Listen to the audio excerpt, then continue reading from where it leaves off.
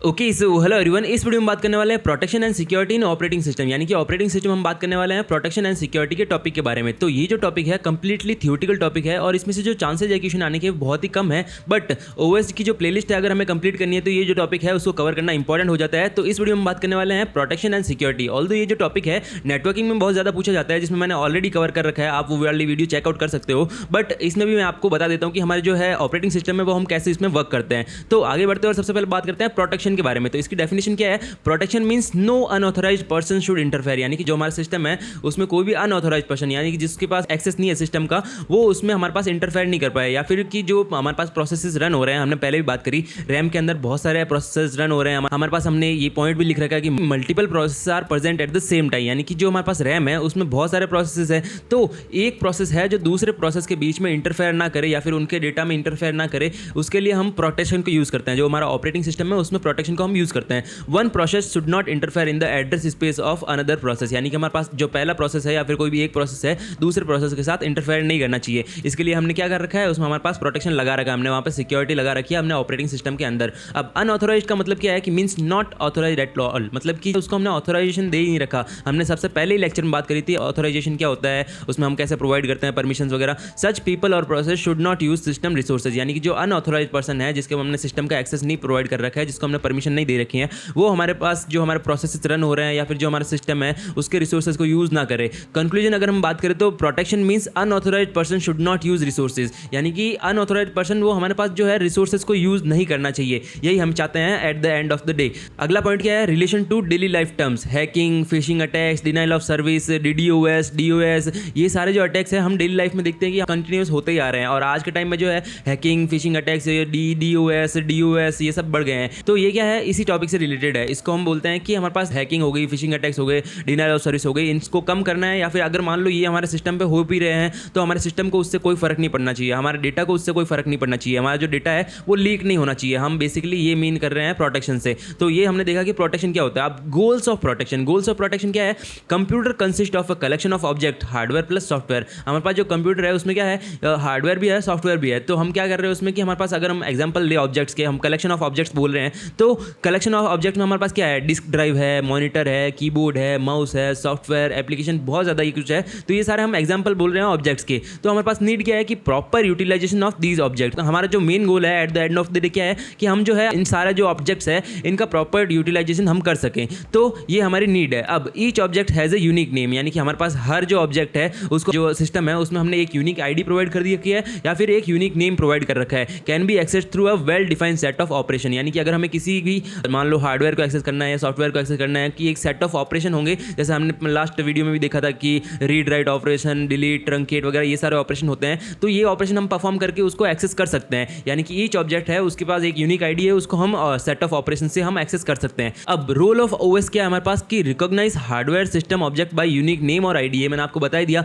कि हमारे पास हर एक ऑब्जेक्ट है उसके पास एक यूनिक नेम या फिर एक यूनिक आईडी होगी। अब act as a resource allocator, OS हमारे पास क्या कर रहा है? ओएस यहाँ पे एक्ट कर रहा है रिसोर्स अलोकेटर के तौर पर, यानी कि जो है ओएस वो हमें रिसोर्सेज प्रोवाइड कर रहा है, रिसोर्स अलोकेट कर रहा है और डी अलोकेट भी वही कर रहा है। अब प्रॉब्लम्स ऑफ प्रोटेक्शन, यानी कि प्रॉब्लम्स ऑफ प्रोटेक्शन में हमारा क्या कह रहा है कि ensure each object is accessed correctly and only by processes that are allowed, यानी कि हमारे पास जो हर एक ऑब्जेक्ट है वो एकदम करेक्ट वे में एक्सेस हो और जो जिस प्रोसेस को हमने अलाउ कर रखा है बस उसी प्रोसेस से हम उसको एक्सेस कर सकें। तो ये इंश्योर कौन करता है? हमारे पास है ओएस इंश्योर करना। अब हमारे पास प्रॉब्लम कैसे आ रही है प्रोटेक्शन में कि अगर आप मान लो एक यूनिवर्सिटी की बात करें तो हमारे पास जो है एक स्टूडेंट है कि मान लो उसके पास आईडी कार्ड है उसका, तो वो क्या है, वो ऑथराइज्ड पर्सन है, या वहाँ पे क्या कर सकता है, वो कोई भी क्लास यूज़ कर सकता है, वो कोई भी क्लास ले सकता है, वो वहाँ पे किसी भी प्रोफेसर से बात कर सकता है, एचओडी से मीटिंग कर सकता है। तो वहाँ पे वो क्या स्टूडेंट वो एक ऑथराइज्ड पर्सन है। बट अगर हम एक अनऑथराइज्ड पर्सन की बात करें कि अगर मान लो उसके पास आईडी कार्ड नहीं है और फिर भी वो जो है जो एचओडी से बात करना चाहता है या फिर वो भी कोई भी क्लास या फिर कोई भी हमारे पास यूनिवर्सिटी में आना चाहता है, तो उसका मेन गोल क्या होगा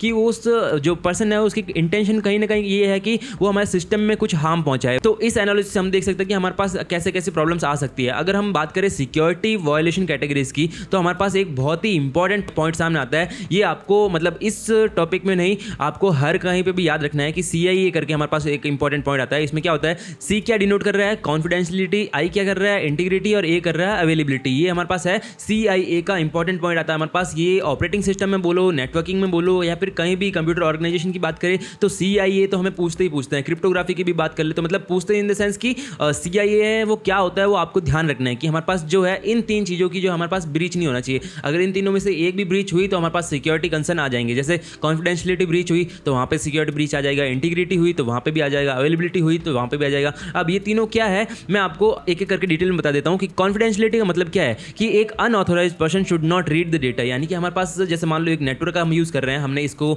नेटवर्किंग के कॉन्सेप्ट में बहुत अच्छे से कवर कर रखा है, बट इसमें मैं आपको बता देता हूँ कि जो एक अनऑथोराइज्ड पर्सन है वो हमारे पास जो है उस डेटा को रीड नहीं करना चाहिए। मान लीजिए मैंने एक मैसेज भेजा है और कोई भी तीसरा बंदा है, मैं रिसीवर को भेज रहा हूँ और कोई तीसरा बंदा है जो उसको एक्सेस कर रहा है, तो वो क्या है, वो अनऑथोराइज्ड पर्सन है। वो उस डेटा को एक्सेस तो कर पा रहा है क्योंकि इंटरनेट क्या है, इंटरनेट में बहुत सारी वल्नरेबिलिटीज है, तो उस डेटा को एक्सेस तो कर पा रहा है पर उसको समझ नहीं आना चाहिए। वो unauthorised person should not read the data and understand the data, यानी कि मान लो एक तो हमने कर दिया कि वो डेटा रीड भी नहीं कर पा रहा, अगर मान लो डेटा रीड कर पा रहा है तो उसको वो समझ नहीं आना चाहिए। अगर मान लो एग्जांपल की बात करें तो हमारे पास क्या है, user name password saved in our system, यानी कि हमारे पास जो सिस्टम है ऑपरेटिंग सिस्टम की अगर हम बात करें तो उसमें हमारे पास यूजर नेम पासवर्ड अगर बहुत ज़्यादा कुछ सेव है हमारे पास, तो during data transmission risk of interception, यानी कि हमारे पास अगर हम डेटा ट्रांसमिशन कर रहे हैं तो हमारे पास क्या है, इंटरसेप्शन का रिस्क है वहाँ पे। तो रिक्वायरमेंट क्या है कि only authorised person can read. अब हाउ टू अचीव, अगर हम कॉन्फिडेंशियलिटी अचीव करना चाहे तो कैसे अचीव करेंगे, तो हमने पहले भी पढ़ रखा है और मैं और बता देता हूँ कि एनक्रिप्शन करके एक टॉपिक आता है क्रिप्टोग्राफी में, उसमें हम क्या करते हैं, हमारा प्लेन टेक्स्ट है उसको हम साइफर टेक्स्ट में कन्वर्ट करते हैं और फिर जो है हमारे पास उसको सेंड करते हैं। तो अगर मान लो कि एक अनऑथोराइज्ड पर्सन है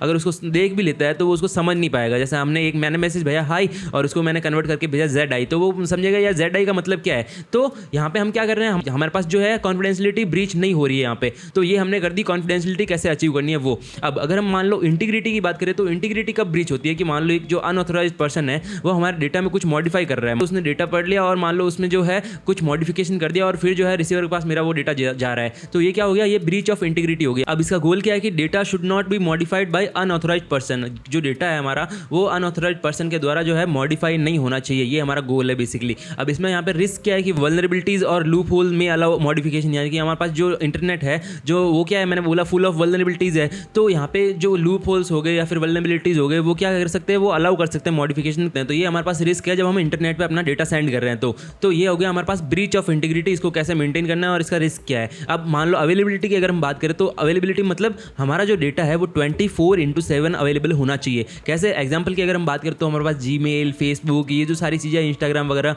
ये क्या करती है, हमारे पास 24/7 अपना डेटा जो है अवेलेबल रखती है। अब यहाँ पे प्रॉब्लम क्या है कि ये जो सारी एप्लीकेशन है इन पे मतलब डेली बेसिस पे DOS denial of service, DDoS distributed denial of service, ये सारे अटैक्स जो है वो होते रहते हैं, फिर भी वो जो है उनका डेटा हमारे पास 24/7 अवेलेबल है। उन्होंने अपना जो सिस्टम है ऐसे डिज़ाइन कर रखा है कि इतने सारे जो अटैक्स हो रहे हैं उन पे, उनके बाद भी उनका जो है वो एकदम रॉबस्ट सिस्टम उन्होंने मेंटेन कर रखा है। तो ये यहाँ पे क्या है, अवेलेबिलिटी है कि 24/7 हमें अवेलेबल भी करवा रहे हैं और इनको अटैक से कोई फर्क भी नहीं पड़ रहा। क्यों, उन्होंने अपने सिस्टम में इतनी सिक्योरिटी लगा रखी है। अब अगर हम थेफ्ट ऑफ सर्विस की बात करें तो हमारे पास थेफ्ट ऑफ सर्विस का मतलब क्या है कि अनऑथोराइज्ड यूज ऑफ रिसोर्सेज, यानी कि मान लो कि थेफ्ट ऑफ सर्विस में हमारे पास क्या है कि जो हमारे पास रिसोर्सेज है हम प्रोवाइड कर रहे हैं किसी भी प्रोसेस को, जो अनऑथोराइज्ड पर्सन है उन रिसोर्सेज को यूज कर पा रहा है। हमने तो वो जो है रिसोर्सेज किसको प्रोवाइड करा है, किसी एक ऑथोराइज्ड पर्सन को प्रोवाइड करा है, तो बीच में अनऑथोराइज्ड पर्सन आके रिसोर्सेज को यूज कर रहा है, तो ये हो गया हमारे पास थेफ्ट ऑफ सर्विस। हम रिसोर्सेज प्रोवाइड करवा रहे हैं, वो एक सर्विस है और यहाँ पे उस सर्विस की चोरी हो गई, हमारे पास थेफ्ट ऑफ सर्विस। अब आगे बढ़े और बात करें अगर हम प्रिवेंशन ऑफ लेजिटिमेट यूजर की, प्रिवेंशन ऑफ लेजिटिमेट यूजर की अगर हम बात करें तो वो कैसे होता है।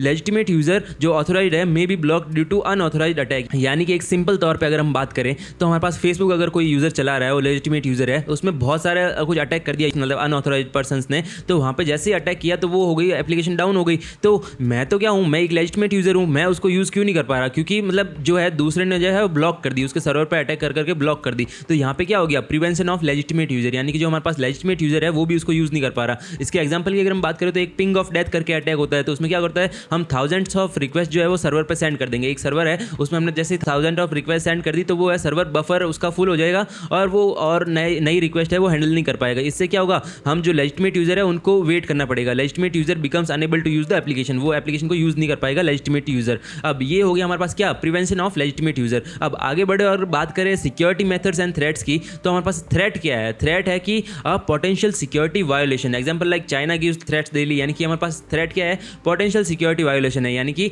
चाइना का एग्जांपल ले अगर, तो चाइना हमेशा यही कहता रहता है कि हम ये कर देंगे, हम वो कर देंगे, तो वो हमें क्या दे रहा है, वो एक थ्रेट दे रहा है। बट अटैक क्या है, when a threat turns into reality, यानी कि जो धमकियां दे रहा था वो पूरी कर दी उसने, तो वहाँ पे वो जो है वो हो गई है, तो वो उसको हम बोलते हैं attack. When a threat turns into reality, definition क्या है, attempt to breach security security, हमारे पास सिक्योरिटी को ब्रीच कर दिया है। अब यहाँ पे एक और चीज़ आती है हमारे पास, मैस्करेडिंग। मैस्करेडिंग क्या है? आप ऐसे समझिए कि एक कोई बंदा है जो अनऑथोराइज्ड है, जैसे मैं हूँ, मैं ऑथोराइज्ड हूँ और मेरे ही जैसा कोई एक बंदा और आ रहा है और क्लेम कर रहा है कि वो कोई दूसरा बंदा है जो मैं हूँ। तो यहाँ पे क्या हो रहा है, वो मेरी आइडेंटिटी जो है उसको प्रिटेंड कर रहा है ना। तो यहाँ पे क्या हो रहा है, pretending to be an authorised user to escalate privileges, यानी कि जो मेरी जो आइडेंटिटी पे मेरे को जो है प्रिविलेजेस मिल रखे हैं वो अब वो भी यूज़ कर सकता है। वो मेरी आईडी प्रिटेंड करके आ रहा है ना, तो वो भी अब यूज़ कर सकता है। तो इसको हम बोलते हैं मैस्करेडिंग। अब मैस्करेडिंग में क्या होता है, यूजिंग समवन एल्स आइडेंटिटी, यानी कि हम दूसरे की आईडी यूज़ कर रहे हैं। कैसे यूज़ कर रहे हैं? स्पूफिंग एक करके तरीका होता है, उसको स्पूफिंग करके हम दूसरे की आईडी यूज़ कर रहे हैं इन द नेटवर्क। अब वायरसेस और वॉर्म्स, हमारे पास दो चीज़ें आती है, वायरसेस और वॉर्म्स। अब इन दोनों में डिफरेंस क्या है मैं आगे बात कर लूँगा।